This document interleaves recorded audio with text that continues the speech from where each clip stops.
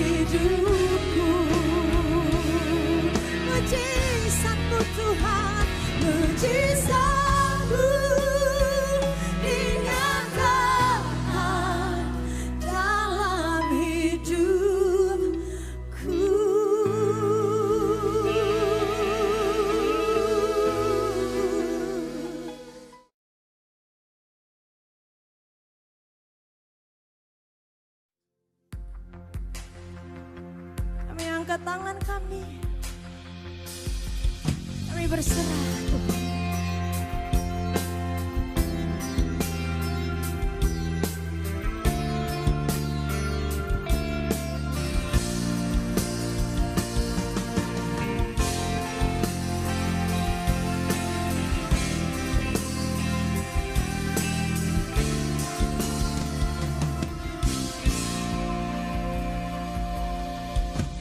Dalam kelemahanku nyata kuasa-Mu di dalam hidupku. Kau buktikan kasih-Mu, kebaikan-Mu.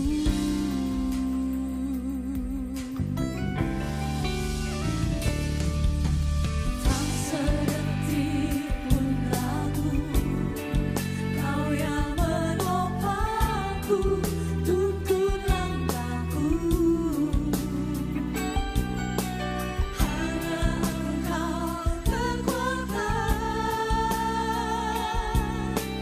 hanya Engkau jawaban yang ku perlukan.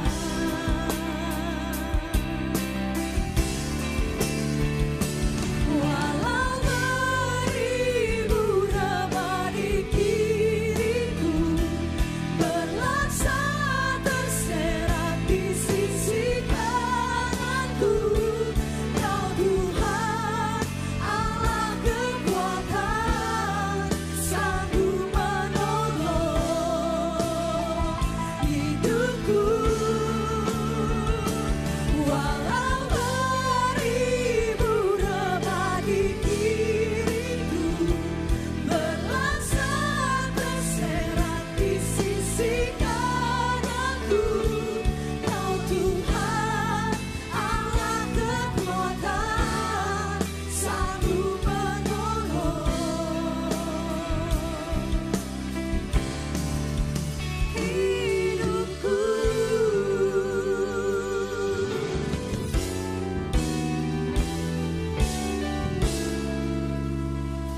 Tak sedetik pun kami ragu Tuhan. Tak sedetik pun ragu, Kau yang menopangku, tuntun langkahku. Hanya Engkau kekuatan, hanya Engkau jawaban yang ku perlukan.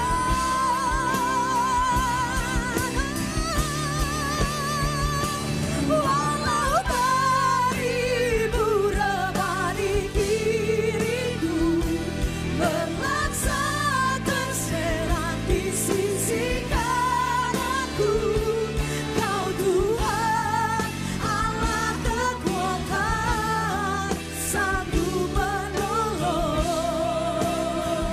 hidupku. Walau beribu rebah di kiriku, berlaksa terserak di sisi kananku, Kau Tuhan Allah kekuatan kami, Kau sanggup Yesus. Amin. Hidupku,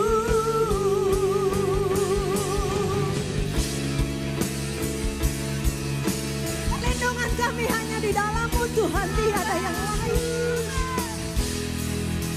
Kami tidak pernah akan goyah selama Kau di sisiku. Kau besertaku, Kau melindungku. Takkan ku goyah, Kau di sisiku. Takkan ku goyah, Kau besertaku. Takkan ku goyah, Kau pelindungku.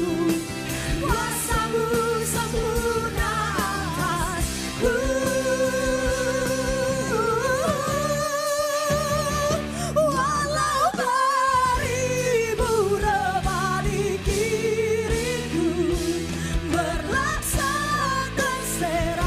Sisi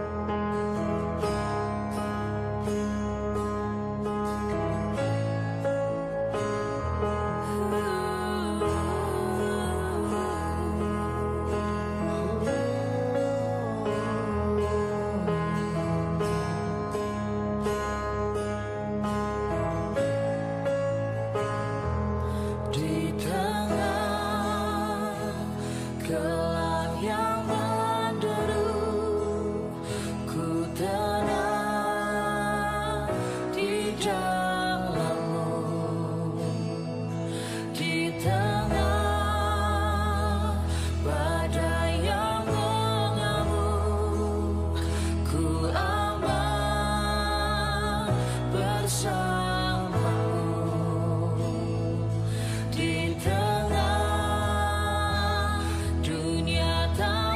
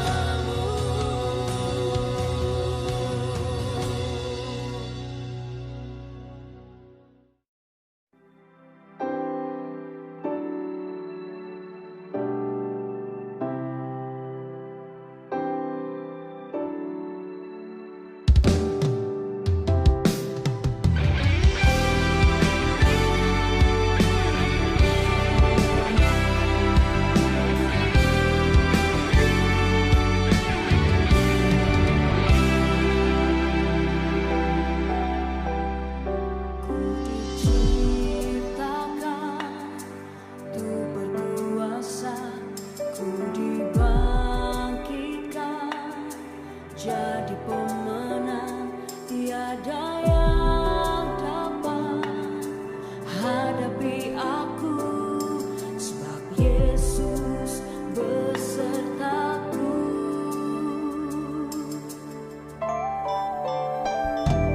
Ku diciptakan untuk berkuasa, ku dibangkitkan jadi pemenang.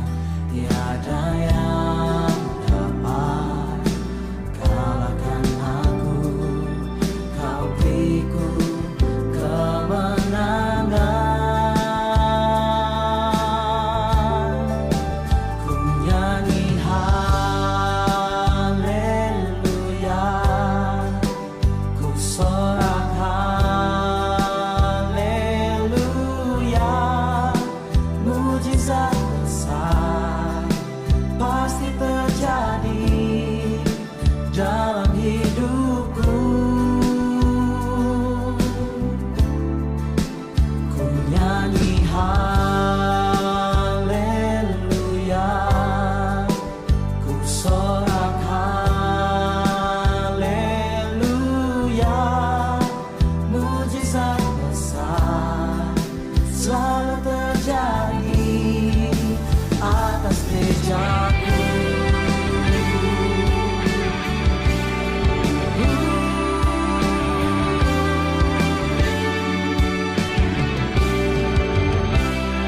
Ku diciptakan untuk berkuasa, ku dibangkitkan jadi pemenang.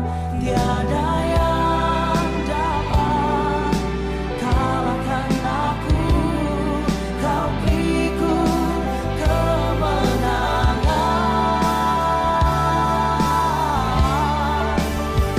Nyanyi haleluya, ku sorak haleluya.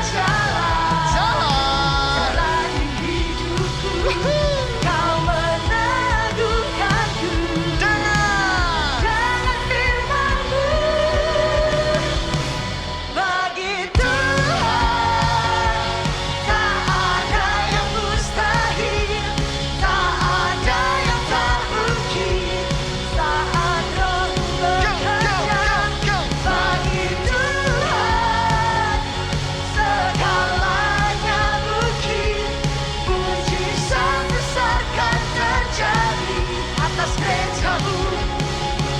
Bagi Tuhan tak ada yang mustahil, tak ada yang tak mungkin. Saat Kau bekerja, bagi Tuhan segalanya mungkin. Mujizat besar kan terjadi atas gereja-Mu di tempat ini. Mujizat besar kan terjadi. Mujizat besar kan terjadi. Mujizat besar kan terjadi atas gereja-Mu di tempat ini. Semuanya serahkan Jesus.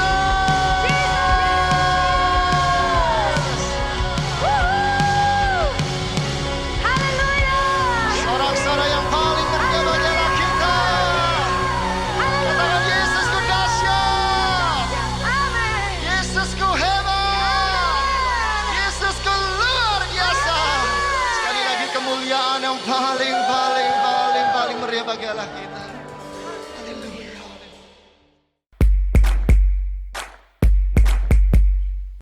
Shalom keluarga Allah. Welcome. Kami dengan sukacita rindu menyambut Bapak, Ibu, Saudara semuanya yang baru pertama kali mengikuti ibadah bersama-sama dengan gereja kami. Kami rindu melayani saudara, mengenal saudara lebih dekat lagi, dan kami rindu berdoa bagi saudara dimanapun saudara berada.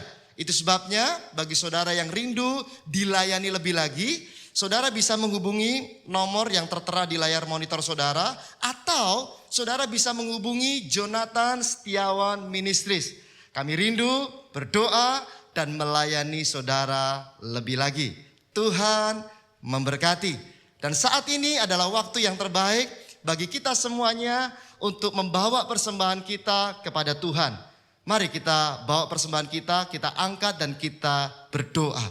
Bapa di surga, kami naikkan syukur kepadamu untuk anugerah-Mu yang sungguh melimpah dalam hidup kami. Dan saat ini Tuhan, kami bawa dengan penuh ucapan syukur persembahan kami yang terbaik kepadamu. Kuduskan, sucikan persembahan ini supaya berkenan di hati Bapa, dan Tuhan pakai untuk perluasan kerajaan-Mu Bapa. Dan kami berdoa Tuhan bagi setiap umat-Mu yang sudah membawa persembahan yang terbaik dengan penuh sukacita. Oh, berkati mereka Tuhan, berlipat kali ganda, sehingga kami boleh menjadi orang-orang yang diberkati dan menjadi berkat bagi banyak orang, sehingga nama Tuhan dipermuliakan melalui hidup kami. Terima kasih Bapa, kami naikkan syukur kami dan kami siap mempersembahkan yang terbaik bagi Tuhan. Dalam nama Yesus, haleluya, amin. Tuhan memberkati dan salam kegerakan. Bijaksanalah mengatur waktu keluarga yang berkualitas demi kebahagiaan dan kebersamaan dengan orang-orang tercinta. Shalom keluarga Allah, bahagia sekali karena kami dapat bertemu kembali dengan saudara semua dalam Revival News minggu ini. Retreat Encounter Keluarga Allah pada bulan ini akan kita adakan Minggu 23 Mei mulai jam 8 pagi sampai selesai melalui Zoom serta YouTube. Setiap kita dengan atau tanpa disadari pasti pernah memiliki luka-luka batin tersembunyi di dalam hati yang dapat menghalangi kuasa Allah bekerja secara maksimal melalui hidup kita. Segeralah bertemu Tuhan secara pribadi dengan mengikuti Retreat Encounter Keluarga Allah. Biaya pendaftaran Rp50.000 dengan cara transfer melalui rekening BCA 3920365.000 disertai keterangan Retreat Encounter. Pendaftaran ditutup 16 Mei atau apabila tempat sudah penuh. Untuk informasi selengkapnya silakan hubungi call center plus di 0899 789 5000.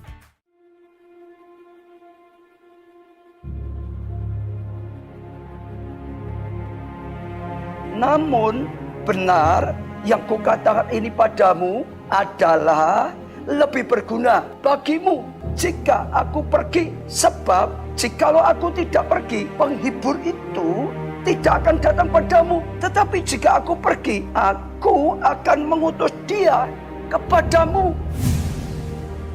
Yesus berkata kalau dia naik ke surga, Yesus akan mengutus, katakan, penghibur itu kepada kita. Tuhan Yesus sedang mengingatkan sesuatu yang luar biasa. Justru dia harus naik ke surga supaya kalau Roh Kudus yang turun, maka akan melakukan yang tidak terbatas, saudara.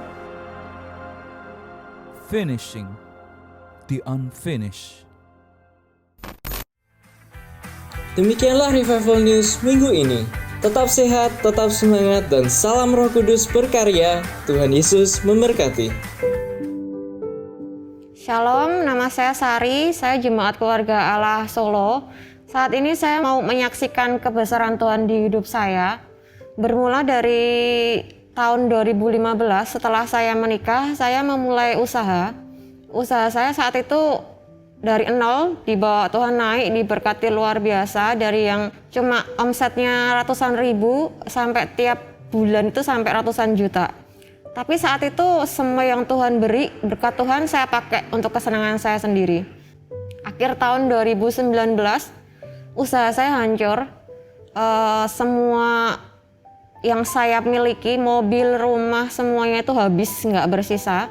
Dan Tuhan seperti ngomong di hidup saya, buat apa saya berkati kamu kalau kamu nggak bisa jadi berkat?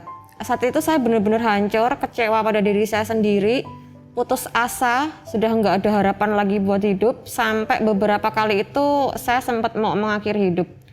Di saat saya mau mengakhiri hidup itu, saya ingat kalau saya masih punya Tuhan. Akhirnya saya cari Tuhan di gereja. Saya datang ke Gereja Keluarga Allah Solo.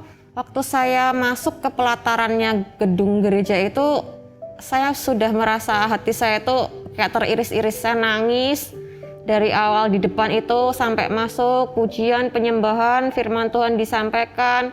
Sampai selesai itu saya nangis terus, begitu berulang-ulang sampai berbulan-bulan itu saya kayak diperes gitu ya, kayak semua sakit kepahitannya.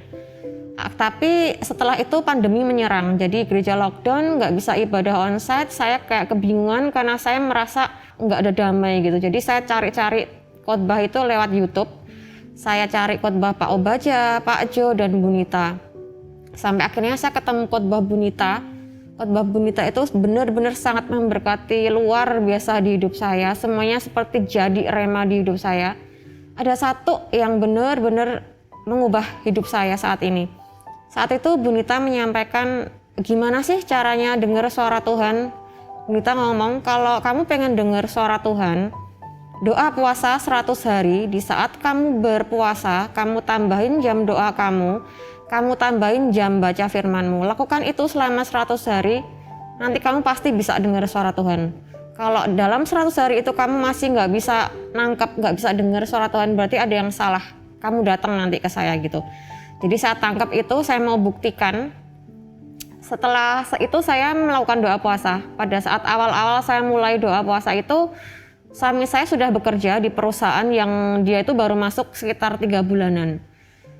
Saya kayak Tuhan tuh ngomong kalau suami kamu itu harus keluar dari situ. Tapi waktu itu saya masih belum mengerti gitu ya, kenapa disuruh keluar gitu. Tapi setiap hari semakin diteguhkan kenapa suami saya itu harus keluar. Saya ngomong ke suami saya, sepertinya kayaknya harus keluar gitu ya dari perusahaan ini. Tapi suami saya masih enggan gitu. Sampai suatu malam saat saya doa, saat saya ikut Pondok Daud, Pondok Daud online, Tuhan seperti ngomong, harus keluar saat ini juga gitu. Tuhan udah tunjukkan kenapa sih harus keluar, lingkungannya tuh nggak baik gitu. Tapi saya masih berkompromi gitu sama Tuhan. Tapi Tuhan, suami saya nggak mungkin ikut arus mereka. Tuhan mesti lebih tahu dong suami saya itu sifatnya seperti apa. Waktu itu Tuhan ngomong jelas ke saya, oh ya saya tahu suami kamu seperti apa, suami kamu orang yang baik. Tapi kalau lama-kelamaan, tiap hari berkubang di lumpur, pasti bakal kena lumpur juga gitu. Saya kaget, saya benar-benar merasa, oh ini pasti dari Tuhan. Karena saya nggak punya pikiran semacam itu. Besoknya saya sampaikan ke suami saya, walaupun ada sedikit pertentangan, tapi puji Tuhan beberapa hari kemudian suami saya resign. Nggak berhenti sampai di situ. Setelah resign ada perasaan lega di hati saya, tapi suami saya jadi nganggur kan gitu. Duh gimana ya ini, nggak ada pemasukan gitu. Tapi saya masih terus lakukan doa puasa.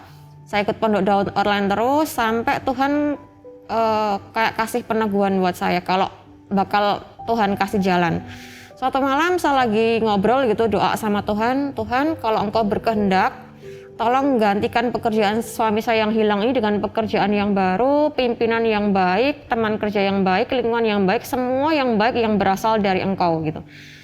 Di saat saya lagi ngobrol, saya lagi doa sama Tuhan, di dalam hati kecil saya tuh kayak nyelip ngomong ke diri sendiri gini. Kok saya pinginnya suami saya ini kerja di tempat pimpinan yang pertama kali suami kerja dulu, tapi kok kayak juga nggak mungkin ada pimpinan yang seperti itu. Saya ngomong ke diri saya sendiri seperti itu saat saya berdoa. Singkat cerita, nggak berapa lama setelah saya berdoa, mungkin 2 atau 3 hari, nggak ada angin, nggak ada hujan, dengan secara ajaibnya pimpinan yang tadi nyelip di dalam hati saya itu tiba-tiba menghubungin suami saya. Dan nggak serta-merta itu aja, bahkan menawari pekerjaan ke suami saya. Saat itu ditawarin gaji 3 kali lipat dari awal pertama kerja dulu. Dan nggak cuma itu, ditawari juga promosi naik jabatan. Kita sungguh luar biasa banget buat saya itu gitu. Karena seminggu kemudian suami saya udah bekerja. Dengan cepatnya Tuhan jawab dengan doa saya gitu. Dan nggak berhenti di situ, Tuhan mulai bukakan jalan buat saya, mulai usaha saya yang baru saya pegang bersama kakak saya, yang awalnya itu kita cuma jualin produknya temen, tapi sekarang sudah mulai bisa produksi, dibawa naik dari 10 baju, produksi naik lagi jadi 50 baju, sampai detik ini kita sudah bisa produksi ribuan baju, dan itu luar biasa sekali karena saya pikir sudah nggak akan bisa mulai lagi gitu, tapi Tuhan benar-benar luar biasa bekerja di hidup saya. Dan baru beberapa bulan yang lalu, mungkin 2 bulan yang lalu, saya tanya ke suami saya gitu buat memastikan sebenarnya berapa sih gaji yang dia terima saat ini. Dan ajaibnya suami saya jawab gaji dia yang saat ini dia terima adalah 15 kali lipat dari gaji pertama dia dulu. Itu benar-benar luar biasa banget di hidup saya karena seumur hidup suami saya nggak pernah terima gaji sebesar itu gitu. Dan nggak cuma berhenti sampai di situ. Tiap kali ada rema gitu di gereja keluarga Allah, saya selalu tanggepin gitu karena kayak Tuhan benar-benar ngomong di hidup saya. Saya mulai taat perpuluhan, saya mulai memberikan persembahan dengan sukacita. Bahkan ketika Pak Ubaja mendorong gitu buat ada bantuan ke bencana NTT, saya mulai ikut gitu, saya mulai tergerak. Terus waktu Pak Ubaja ngomong, ayo berkati orang tuamu mumpung mereka masih ada. Saya mulai tanggapnya itu juga, yang awalnya saya memberkati orang tua saya males-malesan, bersungut-sungut. Saya mulai berkati dengan sukacita karena semua yang Tuhan berikan saat ini itu benar-benar berasal dari Tuhan. Karena untuk Tuhan saya kembalikan sama Tuhan untuk kemuliaan Tuhan. Jadi Bapak Ibu Saudara, mari saya ajak saudara semua tanggapin, responi semua apa yang Tuhan kehendaki di hidup kita. Ikuti terus kegerakan di keluarga Allah. Dan pastikan bahwa ketika Anda menanggapinya, maka berkat dan kemuliaan Tuhan akan dinyatakan di hidup kita. Terima kasih, Tuhan Yesus memberkati.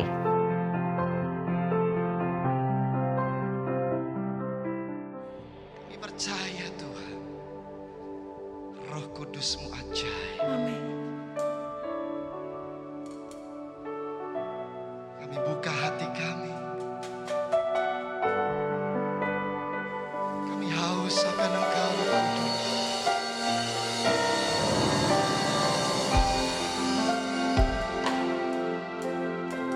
Hanya Engkau yang kami rindukan.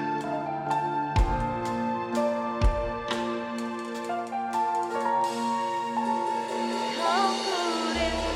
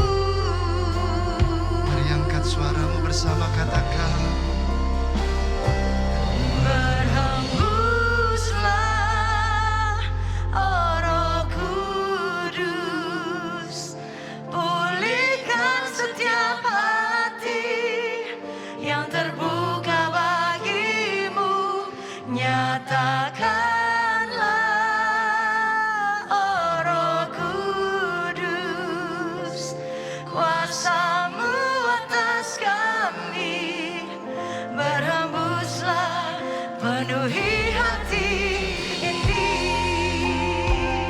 Berikan kemuliaan bagi Raja kita. Ini kerinduan kami Bapa. Kau kurindukan Roh Kudus. Kau kurindukan Roh Kudus. Ku nantikan. Kau nantikan Roh Kudus. Lebih dari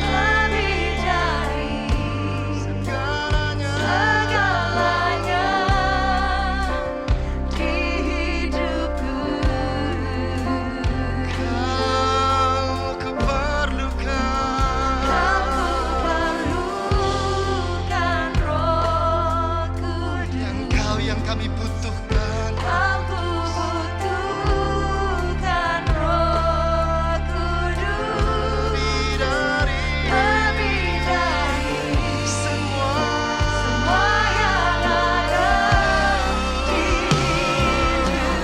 Mari angkat dua tanganmu umat Tuhan.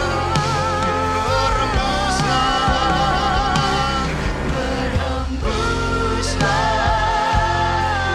Roh Kudus, pulihkan setiap hati yang terbuka bagimu.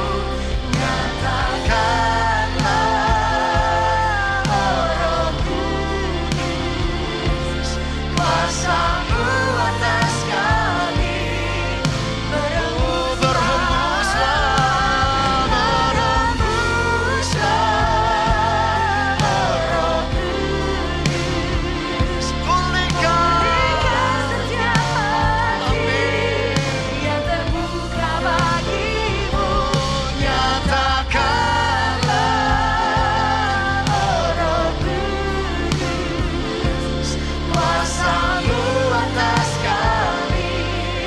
Berembuslah, penuhi hati ini.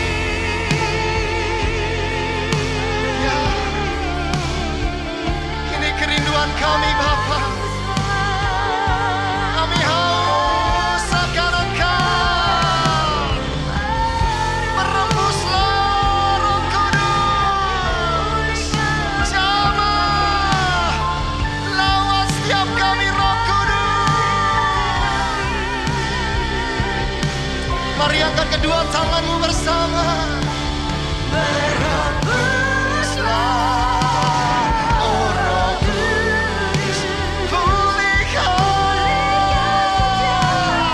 yang terbuka bagimu.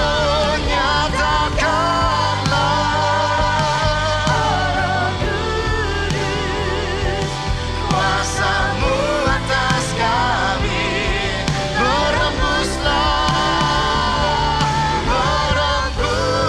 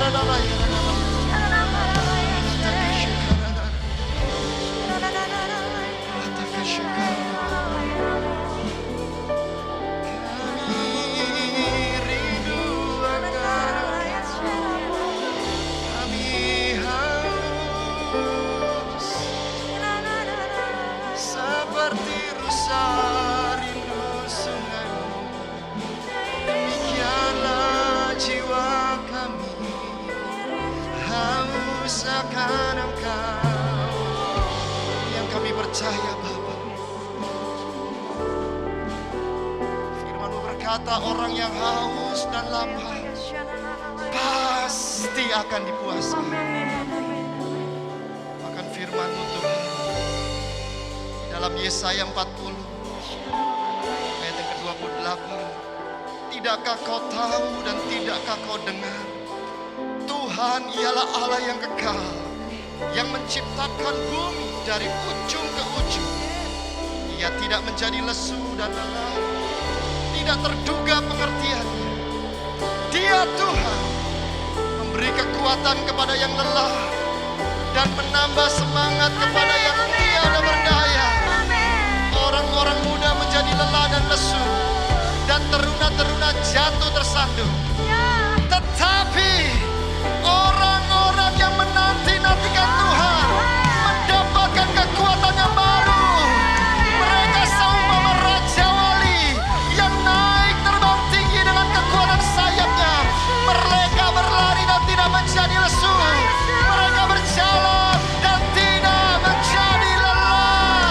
Oh, dimanapun kau berada umat Tuhan, angkat dua tanganmu yang bisa bahasa roh, sembahnya dalam bahasa roh. Nanti-nantikan Tuhan, haus dan lapar akan Roh Kudus.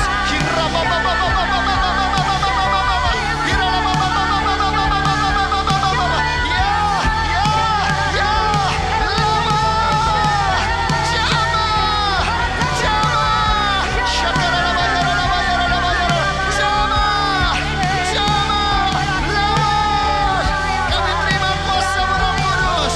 Kami terima Roh Kudus.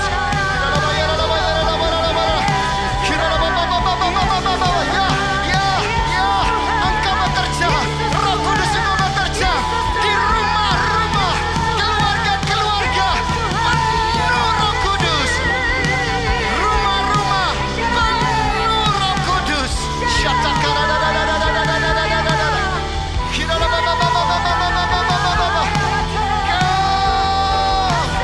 Come, Holy Spirit. Come, Holy Spirit. Come, Holy Spirit. Come, Holy Spirit. Yeah. Come, Holy Spirit. Come, Holy Spirit. Come, Holy Spirit. Fill this place. Fill us, Lord. Come, Holy Spirit. Come, Holy Spirit. Come, Holy Spirit. Come, Holy Spirit.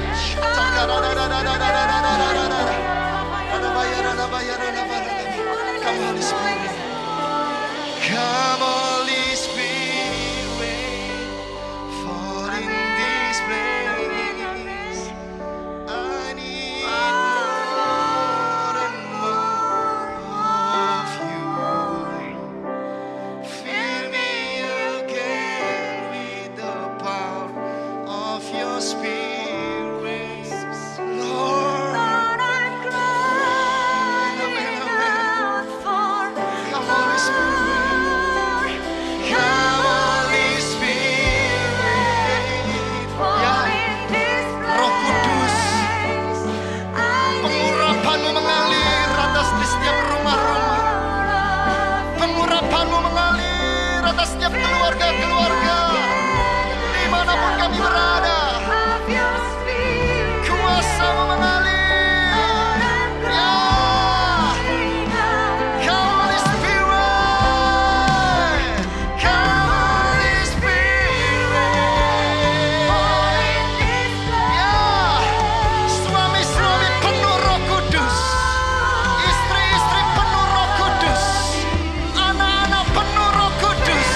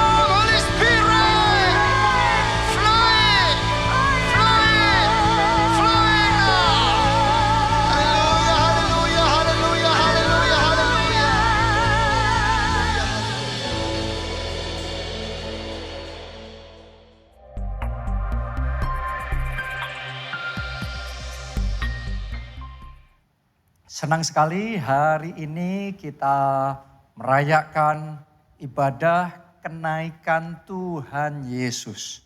Tahukah saudara bahwa kenaikan Tuhan Yesus sebenarnya adalah satu momen transisi dari babak sebelumnya, yaitu pelayanan Tuhan Yesus secara jasmani di muka bumi ini, ke babak berikutnya, yaitu pelayanan Tuhan Yesus melalui murid-muridnya.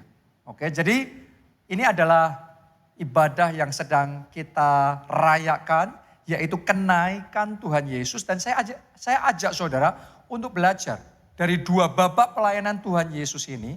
Kita akan melihat dua sisi yang luar biasa yang kita bisa tangkap dan kita bisa pelajari dari Tuhan Yesus. Jadi saya mulai yang pertama dulu. Babak pertama itu tadi saya katakan adalah pelayanan Tuhan Yesus secara jasmani di muka bumi. Nah dari situ nanti kita akan melihat figur gambaran Tuhan Yesus sebagai seorang pejuang yang selalu menyelesaikan tugasnya atau misinya sampai tuntas. Kita baca ya, Yohanes 19 ayat 28 sampai ayat yang ke-30. Sesudah itu karena Yesus tahu bahwa segala sesuatu telah apa? Selesai. Oke, dia enggak separuh selesai. Dia selalu menyelesaikan. Jadi telah selesai. Berkatalah ia, supaya genaplah yang ada tertulis dalam kitab suci. Aku haus. Di situ ada suatu bekas penuh anggur asam, maka mereka mencucukkan bunga karang yang telah dicelupkan dalam anggur asam pada sebatang hisop, lalu mengunjukkannya ke mulut Yesus. Sesudah Yesus meminum anggur asam itu, berkatalah ia, ulang perhatikan, sudah selesai. Lalu ia menundukkan kepalanya dan menyerahkan nyawanya. Jadi saudara dan saya tahu bahwa misi Yesus datang ke dunia yaitu untuk mencari dan menyelamatkan yang terhilang. Misi Yesus turun ke bumi ini yaitu untuk menyerahkan dirinya, tubuhnya dan darahnya mati bagi kita di kayu salib. Supaya kita yang harusnya binasa, kita tidak binasa, bahkan kita beroleh hidup yang kekal. Itu misi. Dan di dalam menjalankan misinya, Tuhan Yesus itu luar biasa. Dia seorang pejuang yang tangguh, yang memastikan setiap misi yang dia kerjakan harus sampai selesai. Harus tuntas. Gak separuh selesai, gak seperempat selesai, gak 3/4 selesai, tapi 100% selesai. Setelah selesai baru dia boleh beristirahat. Oke, makanya tadi kita baca kisah perjuangan Yesus ketika dia disalibkan di kayu salib itu. Dia terus berjuang, dia terus fight sampai akhir, sampai selesai. Nah ini adalah satu teladan yang luar biasa buat kita semua. Bahwa di dalam setiap tugas yang kita kerjakan. Di dalam setiap misi yang Tuhan berikan kepada kita. Di dalam memperjuangkan rencana Allah yang besar di dalam hidup kita. Saya ajak saudara hari ini ambil komitmen. Belajar seperti Tuhan Yesus. Ayo kita bangkit jadi pejuang yang tangguh, yang memastikan misi kita harus selesai. Jangan sampai kita berhenti di tengah jalan. Jangan sampai kita menyerah di tengah jalan. Jangan sampai hanya awalnya saja semangat, tapi baru di tengah jalan sudah keok karena masalah, karena kesulitan, karena tantangan, karena persoalan. Kita ngomong waduh susah, terus kita berhenti. No. Hari ini saya berdoa roh pejuang seperti yang dimiliki Tuhan Yesus diimpartasikan kepada kita semua. Sehingga di dalam setiap perjuangan kita memperjuangkan sampai sampai tuntas. 100% selesai. Oke, saya dengar moto dari pejuang hebat yang kita punya di negeri kita, di Indonesia, yaitu Kopassus. Mereka memiliki slogan, lebih baik pulang nama daripada gagal dalam tugas. Ini luar biasa. Makanya mereka benar-benar satu pasukan elit, pasukan pilihan. Kenapa? Karena buat mereka misi itu harus accomplish. Yang namanya misi itu harus selesai. Gak ada kamus gagal. Lebih baik pulang tinggal nama daripada gagal dalam tugas. Setiap misi harus selesai. Hari ini saya tantang saudara semua, seluruh jemaat, seluruh pelayan Tuhan, keluarga Allah. Setiap misi, setiap perjuangan yang Anda punyai dalam hidup saudara. Gak boleh berhenti di tengah jalan. Ambil komitmen harus sampai tuntas. Harus sampai selesai. Seperti yang Tuhan Yesus kerjakan. Dia tuntaskan misinya sampai selesai. Demikian juga setiap perjuangan saudara harus sampai selesai. Oke, yang mungkin Anda pernah dan mungkin saat ini saudara sedang merasa lemah, sedang merasa capek, dan mungkin sempat berhenti di tengah jalan. Saya tantang saudara, ayo bangkit kembali dan kerjakan, perjuangkan misi saudara sampai selesai. Kalau Tuhan memberikan visi, kalau Tuhan memberikan impian, kalau Tuhan memberikan janji kepada saudara, jangan pasif. Berharap terus kemudian jadi sendiri. No, Anda adalah fighter. Saudara adalah seorang pejuang. Anda adalah keturunan pejuang. Karena Anda adalah anak-anak Tuhan Yesus. Itu sebabnya mari kita bangkit. Mari kita berjuang. Setiap visi harus sampai tuntas. Setiap misi yang Tuhan berikan harus selesai. Setiap rencana Tuhan dalam hidup kita harus tergenapi. Oke, kalau Anda berjuang untuk pemulihan keluarga saudara, saya mau katakan jangan berhenti sebelum keluarga saudara dipulihkan. Jangan berhenti sekalipun kesukaran besar, sekalipun tantangannya banyak, sekalipun ada kesulitan, ada kerumitan yang harus Anda hadapi. Miliki mentalitas pejuang yang terus berjuang sampai mission accomplished. Oke. Kalau saudara berjuang untuk mengubah kegagalan jadi keberhasilan, saya mau ajak saudara hari ini buka hati terhadap firman Tuhan ini. Yang namanya kegagalan jadi keberhasilan. Itu butuh perjuangan yang luar biasa. Itu butuh perjuangan yang tidak henti-hentinya. Awalnya Anda berjuang, Anda akan gagal lagi. Awalnya Anda berjuang rasanya nggak tembus-tembus. Rasanya mentok, rasanya stagnan. Saat Anda hadapi semuanya itu, hari ini terima pesan firman Tuhan. Jangan menyerah, jangan lemah hati saudara. Jangan tawar hati saudara. Bangkit, miliki roh pejuang, dan pastikan perjuangan saudara harus sampai selesai. Oke, itu spirit yang harus kita punyai di dalam kehidupan kita. Ayo kita baca Yosua 18, ayat yang pertama sampai ayat yang ketiga. Ini kisah dari 7 suku bangsa Israel yang ditegur oleh Yosua karena mereka berjuangnya separuh-separuh. Perjuangannya nggak sampai tuntas, nggak sampai selesai. Nah, kita ngerti jumlah suku bangsa Israel total berapa? 12. Ya, tapi kali ini yang ditegur itu ada 7. Saya bacakan buat saudara, ditulis begini. Maka berkumpullah segenap umat Israel di Silo, lalu mereka menempatkan kemah pertemuan di sana, karena negeri itu telah takluk kepada mereka. Pada waktu itu masih tinggal 7 suku di antara orang Israel. Berapa suku? 7 ya? 7 suku. Yang belum mendapat bagian milik pusaka. Padahal Tuhan sudah janji. Untuk setiap suku mereka punya bagiannya. Mereka punya wilayahnya masing-masing di tanah Kanaan. Di tanah perjanjian. Yang 5 sudah dapat. Tapi yang 7 belum dapat. Belum mendapatkan bagiannya mereka, wilayahnya mereka. Ayat yang ketiga. Sebab itu berkatalah Yosua kepada orang Israel, berapa lama lagi kamu bermalas-malas? Sehingga tidak pergi menduduki negeri yang telah diberikan kepadamu oleh Tuhan Allah nenek moyangmu. Coba Anda renungkan. Pada awal Yosua memimpin bangsa Israel 12 suku untuk berjuang mengambil alih tanah perjanjian. Yang berjuang bukan cuma 5 suku.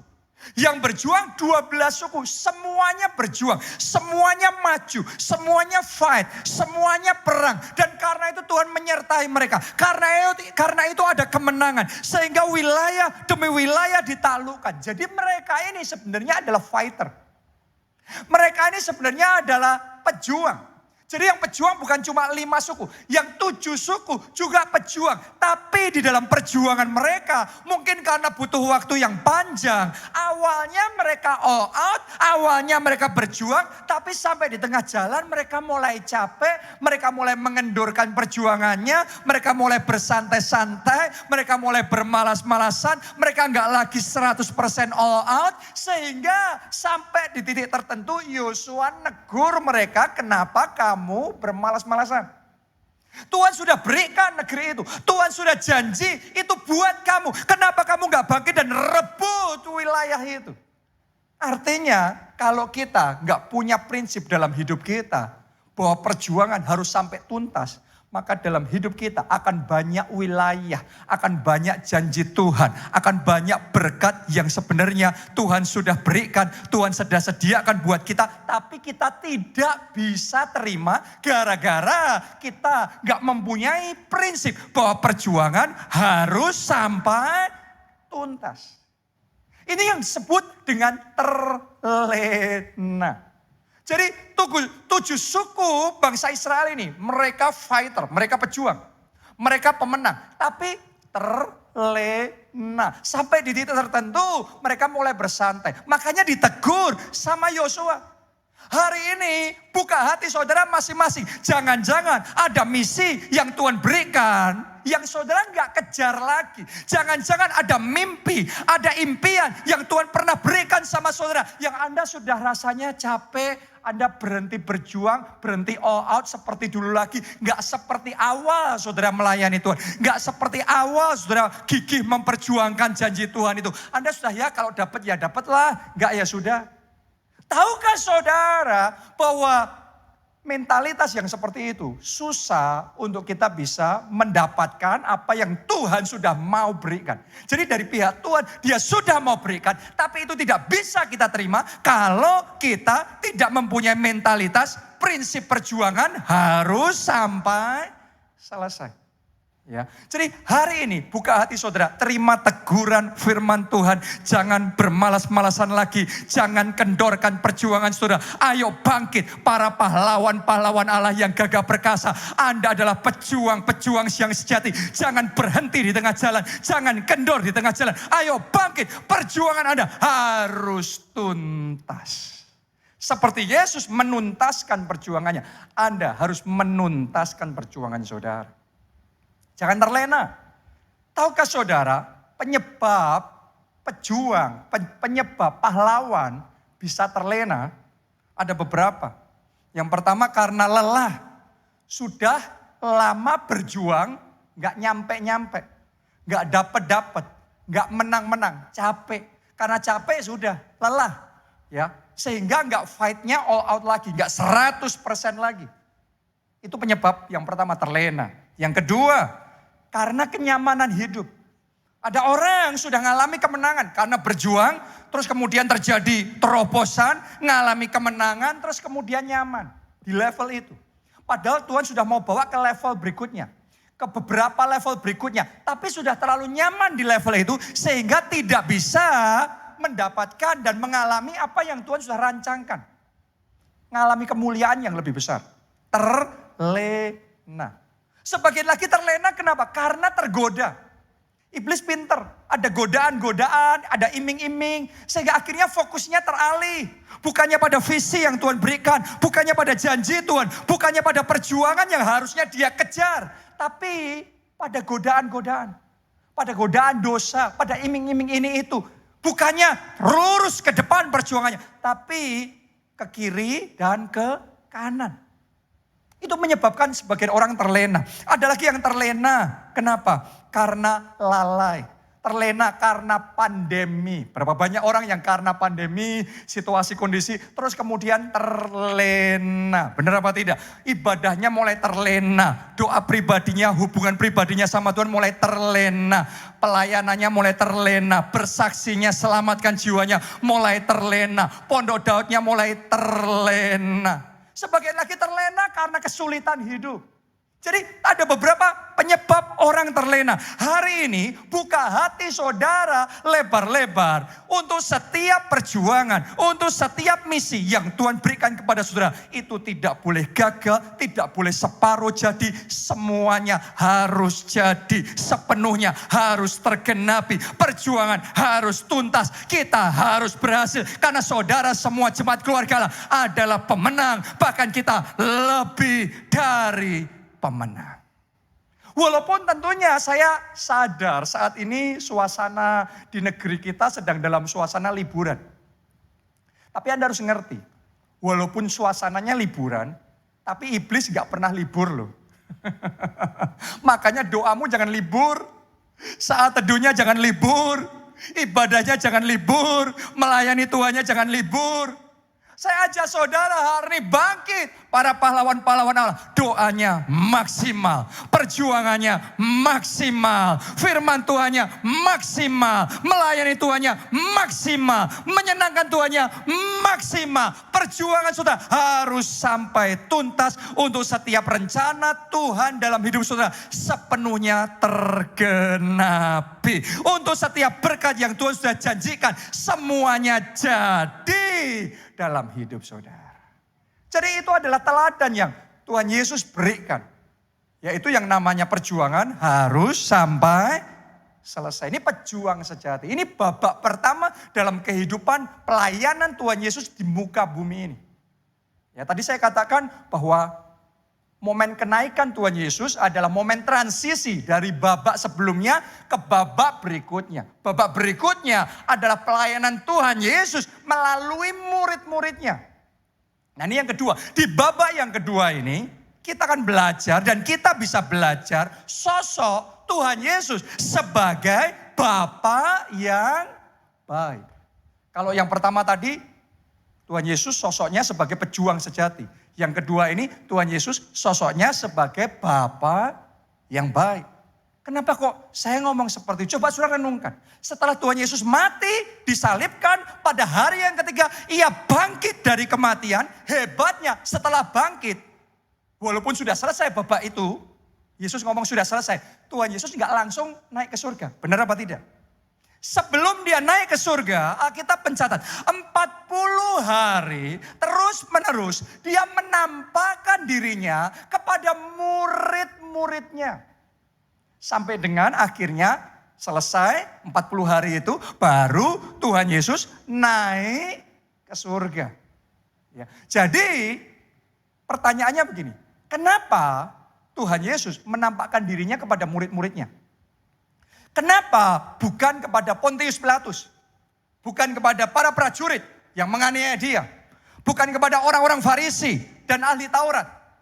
Saudara harus ngerti Tuhan Yesus gak ngurusin yang itu-itu. Tuhan Yesus bukan mau balas dendam sama mereka. Tapi yang Tuhan Yesus lakukan adalah dia menampakkan diri kepada murid-muridnya. Ya, alasannya sebenarnya sederhana. Karena Tuhan Yesus tahu bahwa untuk misi berikutnya, babak berikutnya di dalam pelayanannya bisa dimulai, bisa dilanjutkan, maka pemulihan hubungan harus terjadi dulu. Kenapa saya ngomong begitu? Karena pada akhir sebelum Tuhan Yesus disalibkan, hubungan Yesus dengan murid-muridnya sempat berantakan. Di momen di mana Tuhan Yesus paling butuh, di momen ketika dia ditangkap dan akan disalibkan, justru murid-muridnya meninggalkan dia. Murid-muridnya semuanya melarikan diri dan menyelamatkan diri masing-masing. Coba Anda renungkan itu. Ya, kalau dikhianati oleh orang yang gak kenal, orang yang jauh, oke. Tapi dikhianati sama lingkaran terdalam, orang terdekat, orang yang paling dipercaya itu hal yang tidak mudah. Dan Anda harus ngerti, waktu itu apalagi Petrus. Ya Petrus itu bahkan menyangkal Yesus sampai 3 kali. Dan Alkitab sebenarnya juga mencatat sempat Petrus sama Yesus saling menatap satu dengan yang lain. Terus kemudian Petrus pergi dengan sangat menyesal. Jadi Anda harus ngerti pada waktu itu walaupun Tuhan Yesus sudah menyelesaikan babak pertama dari pelayanannya. Di kayu salib dia ngomong sudah selesai. Tapi untuk babak berikutnya dimulai, murid-muridnya belum siap. Ya, nggak mungkin Tuhan Yesus langsung naik ke surga. No. Harus ada pemulihan hubungan terlebih dahulu. Ya. Nah, artinya begini. Dalam hidup kita ada misi tertentu, ada level tertentu yang hanya bisa dimulai. Ada misi tertentu hanya bisa kita kerjakan kalau pemulihan hubungan terjadi. Coba Anda buka diri saudara, karena ini momen musim semuanya sedang suasana liburan. Dan di bulan ini gereja kita juga membagikan seri khotbah firman Tuhan Me and My Family. Aku dan keluargaku. Ini momen Anda pakai, Anda berjuang untuk pemulihan keluarga terjadi. Saya mau ngomong begini sama saudara. Akan ada hal-hal tertentu Anda hanya bisa alami bersama Tuhan. Terobosan tertentu, kemenangan tertentu, kemuliaan di level tertentu. Hanya bisa dinyatakan dalam hidup saudara. Kalau hubungan-hubungan yang sudah rusak itu Anda berjuang sehingga terjadi pemulihan keluarga. Itu yang dilakukan oleh Tuhan Yesus. Jadi Tuhan Yesus berjuang untuk pemulihan keluarga. Untuk pemulihan hubungan dengan keluarga rohaninya. Dengan murid-muridnya. Jadi dia gak langsung balik ke surga, naik ke surga bye-bye. Yang penting tugasku sudah selesai. No, Tuhan Yesus pastikan murid-muridnya bisa ready. Sehingga babak berikutnya di dalam pelayanannya bisa dimulai. Oke, itu sebabnya Tuhan Yesus datang kepada mereka. Ya ini gak mudah saudaraku. Secara manusia gak mudah. Karena kalau sudah disakiti, orang tuh tendensinya terus kemudian menjauh. Tapi hebatnya Tuhan Yesus berjuang untuk memulihkan. Artinya dia punya hati Bapa yang baik. Hati Bapa yang baik itu yang jadi alat senjata yang luar biasa untuk pemulihan keluarga. Tuhan Yesus tidak datang dengan amarah, tidak datang dengan kebencian, tidak datang untuk balas dendam. Dia datang untuk memulihkan hubungan. Jadi hari ini saya ajak saudara buka hati terhadap pesan firman Tuhan ini. Kalau berjuangnya bukan untuk balas dendam. Berjuangnya bukan untuk mencelakakan orang yang sudah mengecewakan, menyakiti hati saudara, apakah itu pasangan saudara, anak-anak saudara, orang tua saudara, siapapun. Ya, berjuanglah untuk pemulihan keluarga. Berjuanglah supaya hubungan-hubungan yang sempat rusak bisa dipulihkan kembali. Dan untuk itu terjadi, belajar dari Tuhan Yesus, miliki hati Bapa yang baik. Tuhan Yesus ketika memperjuangkan hubungannya pulih dengan murid-muridnya. Dia datang dengan hati Bapa. Saya berdoa hati Bapa yang seperti itu juga diimpartasikan. Juga Anda miliki di dalam kehidupan saudara. Karena itu dibutuhkan supaya pemulihan hubungan bisa terjadi. Tanpa hati yang baik, tanpa hati Bapa yang baik, hubungan yang sudah rusak sulit untuk dipulihkan. Hanya kalau kita mengembangkan hati Bapa yang baik, maka hubungan yang sudah rusak bisa dipulihkan. Saya percaya melalui firman Tuhan hari ini ada pernikahan, hubungan pernikahan suami istri yang sudah sempat rusak, tapi Tuhan pulihkan.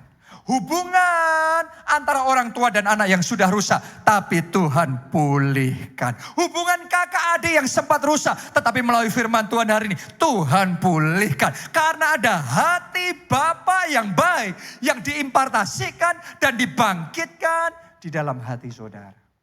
Nah sekarang saya ajak saudara untuk melihat seperti apa hati Bapa yang baik itu. Ya, hati yang dimiliki Tuhan Yesus itu hati Bapa yang baik. Seperti apa itu? Ada dua. Yang pertama, saya mau bagikan buat saudara, Bapa yang baik tidak sungkan untuk mendahului, ambil langkah demi pemulihan hubungan. Jadi bukan nunggu ya, tapi mendahului, ambil langkah supaya hubungan bisa pulih. Yohanes 20 ayat yang ke-19. Ketika hari sudah malam, pada hari pertama minggu itu, berkumpullah murid-murid Yesus di suatu tempat dengan pintu-pintu yang terkunci karena mereka takut kepada orang-orang Yahudi. Pada waktu itu, tolong Anda perhatikan, ditulis begini. Datanglah Yesus. Siapa yang datang? Yesus. Dan berdiri di tengah-tengah mereka dan berkata, damai sejahtera bagi kamu. Coba saudara renungkan apa yang terjadi. Yang datang adalah Tuhan Yesus. Oke. Yang nyalain dalam hubungan itu agak gak enak, jadi rusak hubungannya. Yang salah Tuhan Yesus apa murid-muridnya? Murid-muridnya. Tapi yang approach, yang mendekati dulu, yang mendatangi dulu siapa? Tuhan Yesus. Seringkali kalau kita merasa benar, orang lain yang salah, dalam benak kita banyak orang punya prinsip, ya dia yang salah, dia yang datengin dulu. Dia yang minta maaf dulu. Kalau mau pemulihan terjadi ya dia harus sadar dulu. Tapi luar biasanya, karena Tuhan Yesus punya hati Bapa yang baik. Walaupun dia yang benar, dia nggak salah, murid-muridnya yang salah. Tapi hebatnya Tuhan Yesus berbesar hati untuk mendekati dahulu. Untuk mendatangi mereka terlebih dahulu. Tuhan Yesus melepaskan gengsinya. Saya mau ngomong sama saudara, banyak orang gara-gara gengsi, maka pemulihan hubungan tidak bisa terjadi. Karena itu hari ini, sementara firman ini dibagikan, buka hati saudara, singkirkan gengsi. Oke, gengsi itu penghambat pemulihan keluarga. Kalau Anda mau pemulihan keluarga terjadi, belajar dari Tuhan Yesus. Nggak salah kita, tapi kita yang merendahkan diri. Nggak salah kitanya, tapi kita yang approach terlebih dahulu. Kita yang mendatangi terlebih dahulu. Kita yang minta maaf terlebih dahulu. Kita yang ngomong sama mereka, membaiki terlebih dahulu. Saya mau ngomong begini sama saudara, kalau itu engkau lakukan, Roh Kudus akan memakai itu sebagai satu kesempatan. Dia bekerja dalam keluarga saudara, hati yang sempat kecewa, yang sempat sakit, dijamah dan dipulihkan, hatinya dipulihkan, hubungannya juga dipulihkan, akhirnya keluarga saudara dipulihkan. Tanpa hati yang seperti itu, yang terjadi saya perhatikan di banyak keluarga adalah perang dingin. Gak perang terbuka, tapi perang dingin. Saya gak tahu ya yang terjadi di keluarga saudara, karena sebagian keluarga perangnya terbuka, frontal sekali. Bahkan benar-benar kayak di sosial media. Tapi ada sebagian keluarga lebih terhormat, bukan berarti gak ada masalah. Terjadi masalah, perang dingin antara suami istri. Perang dingin antara orang tua sama anak, mertua sama menantu.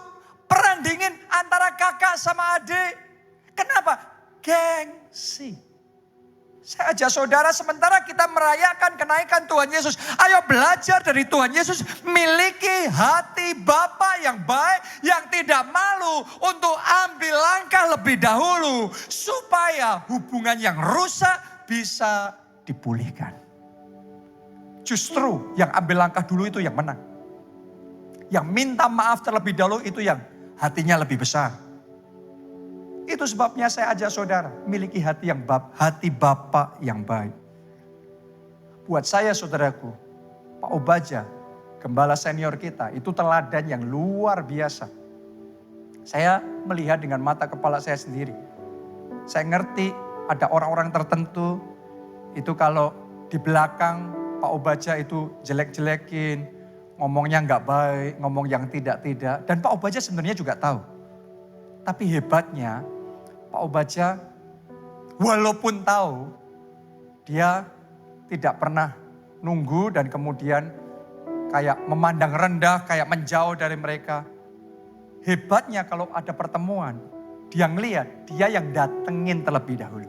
Dia yang menyapa terlebih dahulu. Dia yang approach terlebih dahulu. Terus kalau ngobrol sambil dirangkul terlebih dahulu. Ketawa-ketawa terlebih dahulu. Sehingga hubungan yang tadinya gak enak, ada ganjalan, ada ketidakenaan, jadi cair, jadi baik. Dan itu awal pemulihan hubungan terjadi. Itu namanya hati Bapa yang baik. Doa saya, kita semua mau buka hati supaya hati Bapa yang baik itu semakin bertumbuh dan berkembang di dalam hati kita. Itu senjata yang Tuhan mau pakai untuk memulihkan keluarga kita. Itu yang pertama. Yang kedua sekarang, Bapa yang baik tidak malu untuk melayani terlebih dahulu. Jadi bukan cuma mendatangi, mendekati terlebih dahulu, tapi juga apa? Melayani terlebih dahulu. Kita lihat ya, teladan Tuhan Yesus. Benar-benar hati Bapaknya luar biasa. Yohanes 21 ayat 12 sampai 14. Kata Yesus kepada mereka, marilah dan sarapanlah. Tidak ada di antara murid-murid itu yang berani bertanya kepadanya, siapakah engkau? Sebab mereka tahu bahwa ia adalah Tuhan. Coba Anda bayangkan. Ini Tuhan Yesus deketin murid-muridnya. Tapi murid-muridnya semuanya diem. Sing. Kenapa? Karena mereka merasa salah. Mereka merasa gak enak. Jadi pembicaraannya, suasananya beku banget. Kaku sekali. Karena ada ganjalan yang belum terselesaikan. Anda lihat sekarang apa yang dilakukan Tuhan Yesus. Ayat 13. Yesus maju ke depan. Mengambil roti. Dan memberikannya kepada mereka. Demikian juga ikan itu. Itulah ketiga kalinya Yesus menampakkan diri kepada murid-muridnya. Sesudah itu ia bangkit dari antara orang mati. Wow. Jadi bukan cuma mendatangi, mendekati terus kemudian sudah. Tapi Tuhan Yesus melayani mereka. Tuhan Yesus membawakan roti. Tuhan Yesus memberikan ikan kepada mereka. Begitu Tuhan Yesus lakukan itu. Saya percaya suasana yang tadinya kaku, gak enak, banyak ganjalannya. Tiba-tiba cair semuanya. Tiba-tiba jadi bagus. Tiba-tiba atmosfer jadi indah. Hatinya jadi lomel. Dan itu momen pemulihan hubungan terjadi. Saya ajak saudara buka hati. Miliki hati Bapak yang baik. Hati ya Bapak yang baik mau melayani. Bukan nunggu dilayani. Saya ajak saudara. Kalau saudara sudah mendekati anggota keluarga saudara, suami, istri, orang tua, anak, kakak, adik yang sempat Anda gak enakan sama mereka.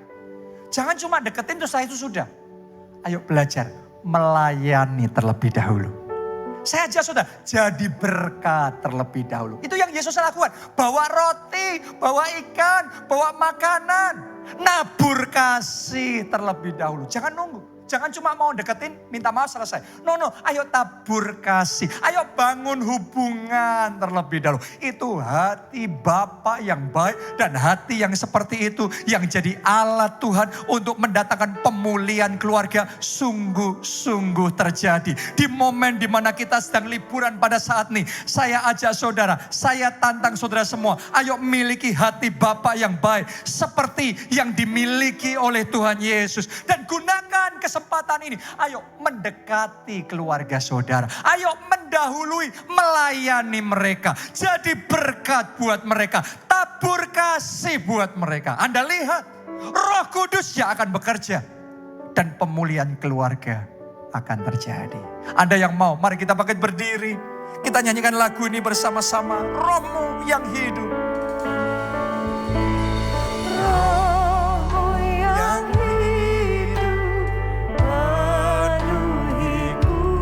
Mengalir dalamku.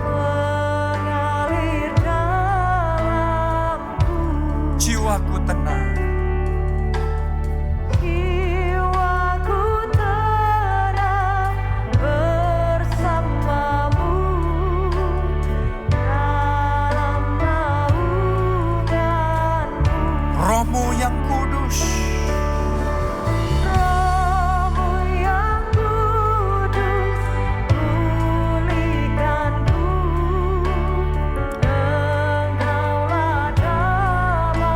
rasakan damai-Mu ya Tuhan. Ku hidup oleh anugerah-Mu yang menyertai. Mari katakan, yang menyertaiku. Kita angkat dua tangan kita, katakan, ku buka hati, ku jamah berserah penuh di hadirat-Mu. Kau ambil alih seluruh hidupku di altar-Mu. Sekali lagi, ku buka hati, ku jamah berserah penuh di hadirat-Mu. Kau ambil alih seluruh hidupku di altar-Mu.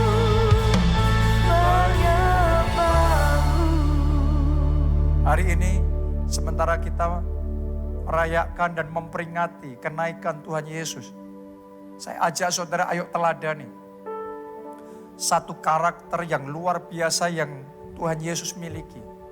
Dia berjuang untuk memulihkan hubungan. Yang sempat rusak, dia berjuang supaya hubungan itu bisa dipulihkan. Kalau ada satu hal, satu berkat, satu mujizat yang Anda bisa alami pada hari ini adalah mujizat pemulihan hubungan yang sempat rusak.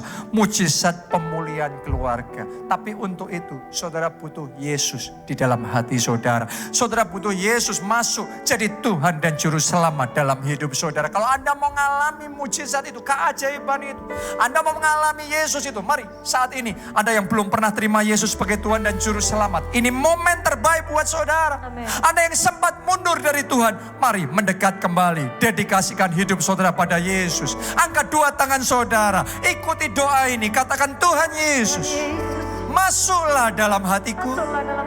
Jadilah Tuhan dan Juru Selamatku. Ampuni dosa-dosaku. Selamatkan hidupku. Mulai sekarang, hidupku milik Tuhan Yesus. Dan aku hidup bagi Yesus. Aku percaya karena Tuhan Yesus, aku sudah diselamatkan. Dosa-dosaku sudah diampuni. Terima kasih Tuhan Yesus. Amin. Mari kita angkat dua tangan kita. Semuanya, ayo kita berdoa buat teman-teman, buat keluarga kita yang belum diselamatkan, supaya Tuhan melembutkan hati mereka, jamah hati mereka, Tuhan. Hati yang keras, Tuhan lembutkan. Selamatkan papaku, mamaku, selamatkan anak-anakku, selamatkan kakak, adik, selamatkan keluarga kami, Tuhan. Selamatkan ya. Pulihkan keluarga kami, Tuhan. Kami mau mujizat pemulihan terjadi. Mujizat pemulihan hubungan, pemulihan keluarga terjadi. Selamatkan ya Tuhan. Selamatkan ya Tuhan. Kami mau punya hati Bapa yang baik. Kami mau punya hati Bapa yang baik, yang mau mendekati terlebih dahulu, yang mau melayani terlebih dahulu, yang mau jadi berkat terlebih dahulu, yang mau minta maaf terlebih dahulu, yang mau menabur kasih terlebih dahulu. Jamah hati kami Tuhan, kami mau pakai kami jadi alat-Mu untuk membagikan kasih-Mu. Pakai kami ya Tuhan, sehingga keluarga kami bisa dipulihkan. Jesus, Jesus, Jesus. Haleluya. Terima kasih Tuhan. Yang kedua saudaraku, kita juga belajar Tuhan Yesus adalah sosok pejuang sejati. Kalau berjuang dia nggak berhenti di tengah jalan. Dia pastikan berjuang sampai akhir akhir. Sampai garis finish. Semua perjuangannya harus sampai tuntas. Saya mau berdoa supaya setiap visi, setiap impian yang Tuhan taruh dalam hidup saudara, semuanya terjadi. Setiap janji Tuhan yang pernah Anda terima, setiap rema yang Tuhan pernah berikan kepada saudara, tidak ada yang menjadi sia-sia, tapi semuanya tergenapi. Usaha dan perjuangan saudara tidak berhenti di tengah jalan, tidak gagal di tengah jalan, tetapi sungguh-sungguh ada hasil yang nyata. Setiap misi yang Tuhan berikan tergenapi dalam hidup saudara. Anda yang mau, mari angkat dua tangan saudara.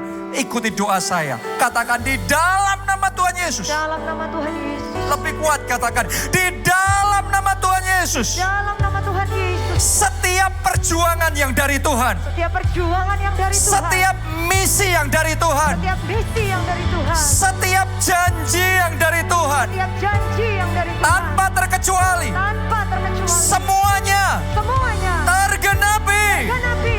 Terjadi. Terjadi. Sampai tuntas. Sampai tuntas. Dalam nama Yesus. Mari semuanya berdoa. Mulai hari ini visi yang sempat ditinggalkan, janji Tuhan yang sempat kami lupakan, sempat kami lepas, mulai hari kami bangkit, kami perjuangkan kembali. Harus jadi, harus selesai, harus tuntas. Oh, bangkitkan Tuhan mentalitas pejuang itu. Bangkitkan mentalitas pejuang yang sejati. Bangkitkan dalam hati kami. Ketika kami berjuang sampai tuntas, sampai jadi, sampai berhasil. Amin, amin. Ku buka hati, ku jamaah, berserah penuh di hadirat-Mu. Kau ambil seluruh hidupku di altar-Mu menyembah. Mari yang terakhir semuanya, kita angkat dua tangan kita, katakan, ku buka hati, tu jamaah, berserah penuh di hadirat-Mu. Kau ambil alih seluruh hidupku di altar-Mu menyembah-Mu, di altar-Mu menyembah-Mu, di altar-Mu menyembah-Mu. Mari tepuk tangannya yang meriah buat Tuhan kita. Haleluya. Amin. Amin. Angkat dua tangan saudara dan terima berkat Tuhan ini. Diberkatilah saudara oleh Tuhan. Diberkatilah keluarga saudara oleh Tuhan. Diberkatilah studi dan pekerjaan saudara oleh Tuhan. Diberkatilah kesehatan dan masa depan saudara oleh Tuhan. Dan diberkatilah pertumbuhan rohani serta pelayanan saudara oleh Tuhan. Dalam anugerah Allah Bapa, cinta kasih Yesus Kristus, dan persekutuan dengan Roh Kudus sekarang sampai selama-lamanya. Mari bersama kita katakan, amin. Salam keluarga Allah, Tuhan memberkati.